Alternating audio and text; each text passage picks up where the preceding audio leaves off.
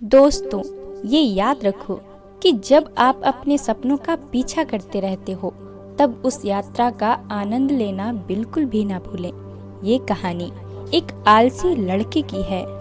एक बार की बात है, एक बहुत ही बुद्धिमान व्यक्ति एक गांव में रहता था। वो बुद्धिमान व्यक्ति उस गांव का मेयर था और गांव का हर कोई व्यक्ति उसका सम्मान करता था। उसके विचारों और राय को अच्छी तरह से स्वीकार किया जाता। कई लोग सलाह लेने के लिए उसके पास आते, लेकिन उसका बेटा हालांकि बहुत आलसी था, सोने और अपने दोस्तों के साथ समय बिताने में अपना समय बर्बाद करता था। किसी की भी सलाह या धमकी का उसके ऊपर कोई भी असर नहीं पड़ता। वो बिल्कुल भी नहीं बदला और साल बीतते गए और समय के साथ साथ उस बुद्धिमान व्यक्ति की जवानी भी खत्म होती जा रही थी। जैसे जैसे वो बूढ़ा होता चला गया, वो अपने बेटे के भविष्य के बारे में सोचकर चिंता होने लगी। फिर उसके बाद याद आया कि उसे अपने बेटे को कुछ देना होगा ताकि भविष्य में वो अपने परिवार का ध्यान रख सके।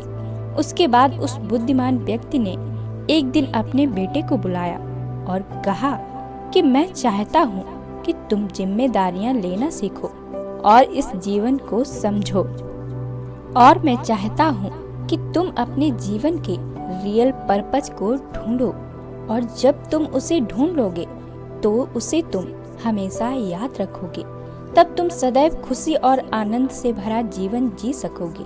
फिर उसके बाद उन्होंने अपने बेटे को एक बैग सौंपा।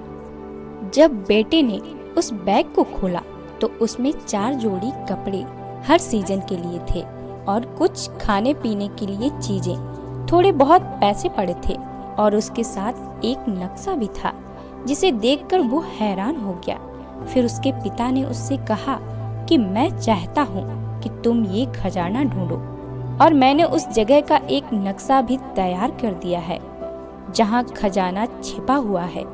तुम्हें उसे ढूंढकर मुझ तक लाकर देना होगा। उसके बेटे को यह विचार बहुत पसंद आया और उसने यह सोचा कि उसके पिता के पास उसके लिए एक अच्छा आइडिया है। इसलिए अगले ही दिन वो लड़का खजाने को ढूंढने की यात्रा में निकल पड़ा। उसे वास्तव में बहुत दूर सीमाओं, जंगलों और पहाड़ों की यात्रा करनी थी। जब उसने यात्रा की तो दिन हफ्तों में बदल गए और हफ्ते महीनों में बदल गए। इस दौरान वो बहुत लोगों से मिला।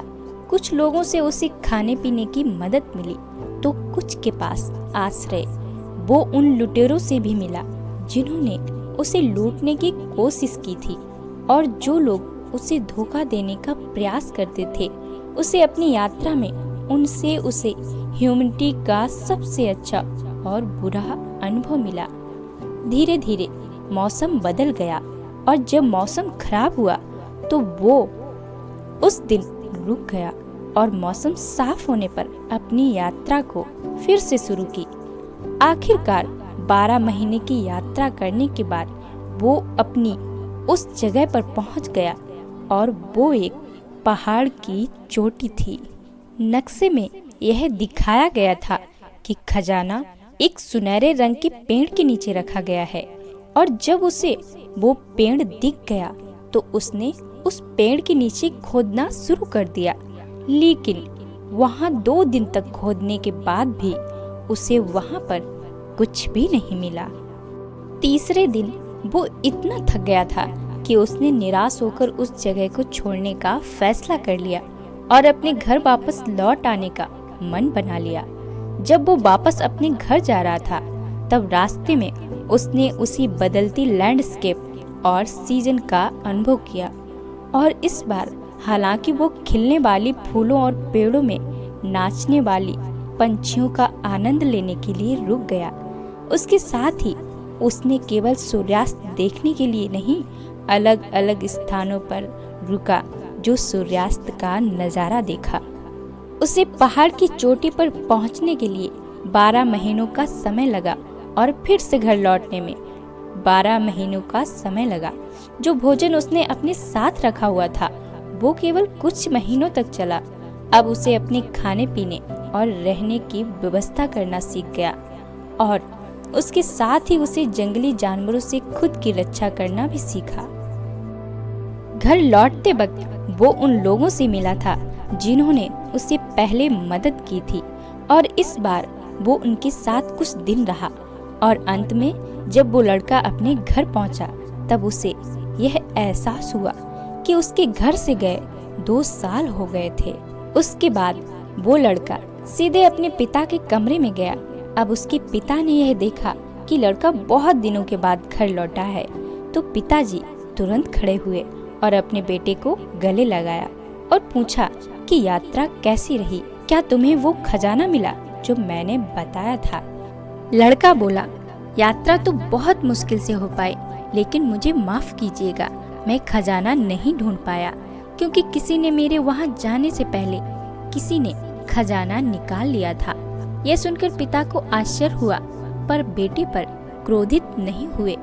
फिर उस बेटे ने अपने पिता से क्षमा मांगी और कहा, मैं खजाना लाने में असफल रहा। फिर पिता ने मुस्कुराकर कहा कि वहाँ पर ऐसा कोई खजाना नहीं था। यह सुनकर बेटा क्रोधित तो नहीं हुआ लेकिन बहुत हैरान था। बेटे ने कहा, तो फिर आपने मुझे वहाँ भेजा क्यों? पिता ने फिर कहा कि मैं तुम्हें निश्चित रूप से बताऊंगा। पिता ने फिर कहा कि मैं तुम्हें निश्चित रूप से बताऊंगा कि मैंने तुम्हें वहाँ पर क्यों भेजा, लेकिन उससे पहले तुम मुझे यह बताओ कि उस स्थान पर तुम्हारी यात्रा कैसी रही और क्या तुमने उसका आनंद लिया? फिर बेटे ने कहा, निश्चित रूप से नहीं पिताजी, क्योंकि मेरे पास समय नहीं था और मैं चिंतित था कि कोई और व्यक्ति मुझसे पहले उस खजाने को निकाल कर ना ले जाए। इसलिए मैं उस पहाड़ की चोटी पर पहुंचने के लिए जल्दी में था, लेकिन मैंने घर वापसी के समय में यात्रा का बहुत आनंद लिया। मैंने कई दोस्त बनाए और हर दिन चमत्कार देखा। मैंने बहुत मुश्किलों का सामना किया। इन सभी सीखों ने मेरी खजाना ना ढूंढ पाने के दर्द को भुला दिया। पिता ने ये सुनकर बहुत खुश हुए और अपने बेटे से कहा कि बिल्कुल मेरे बेटे, मैं चाहता था कि तुम एक लक्ष्य के साथ अपना जीवन व्यतीत करो, लेकिन अगर तुम अपने लक्ष्य पर ज्यादा फोकस्ड रहोगे तो तुम इस जीवन के रियल खजाने को खो दोगे।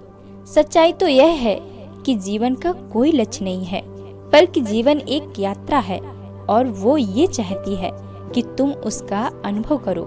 दोस्तों, बस ये याद रखो, जब आप अपने सपनों का पीछा करते रहते हो तब उस यात्रा का आनंद लेना बिल्कुल भी ना भूलें। आप सफल भी हो सकते हैं और असफल भी हो सकते हैं, लेकिन सबसे बड़ी सीख इसकी यात्रा में है।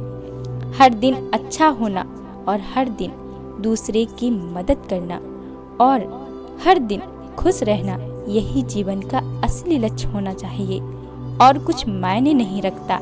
यही सीख इस कहानी से हमें मिलती है। उम्मीद है दोस्तों, आपको आज की ये कहानी पसंद आई होगी। धन्यवाद दोस्तों।